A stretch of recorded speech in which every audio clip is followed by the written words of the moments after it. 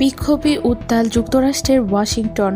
রাজপথে নেমে এসেছে হাজারো মানুষ। এক দাবিতে সোচ্চার সবাই, ট্রাম্পকে বিদায় করো, ডিসিকে মুক্ত করো, স্বৈরশাসনের বিরুদ্ধে প্রতিরোধ করো। তুর্কি ভিত্তিক সংবাদ মাধ্যম টিআরটি ওয়ার্ল্ডের এক প্রতিবেদনে জানানো হয়েছে, উই আর অল ডিসি শীর্ষক এই প্রতিবাদ মিছিলে অংশ নেয় অবৈধ অধিবাসী ও ফিলিস্তিনি রাষ্ট্র প্রতিষ্ঠার সমর্থকেরা। বিক্ষোভকারীদের হাতে বিভিন্ন পোস্টার, ব্যানার নিয়ে ট্রাম্প বিরোধী স্লোগান দেয়। প্লেকার্ডে লেখা ছিল, ট্রাম্পকে এখনই বিদায় করতে হবে, ডিসিকে মুক্ত করো, স্বৈরশাসনের বিরুদ্ধে প্রতিরোধ গড়ে তোলো।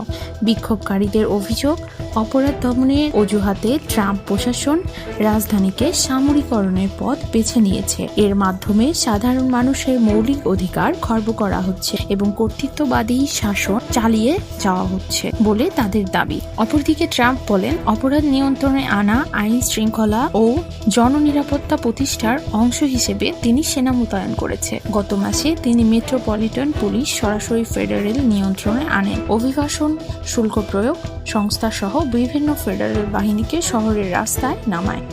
তবে সমালোচকরা এটাকে ফেডারেল বাহিনীর অপব্যবহার বলেও আখ্যা দিয়েছে। বিচার বিভাগের তথ্য অনুযায়ী 2024 সালে ওয়াশিংটনের সহিংস অপরাধে গত 30 বছরের মধ্যে সর্বনিম্ন পর্যায়ে নেমে এসেছে, যা ট্রাম্পের যুক্তির সাথে সাংঘর্ষিক। 1000-এরও বেশি সেনা ওয়াশিংটনে টহল দিচ্ছে।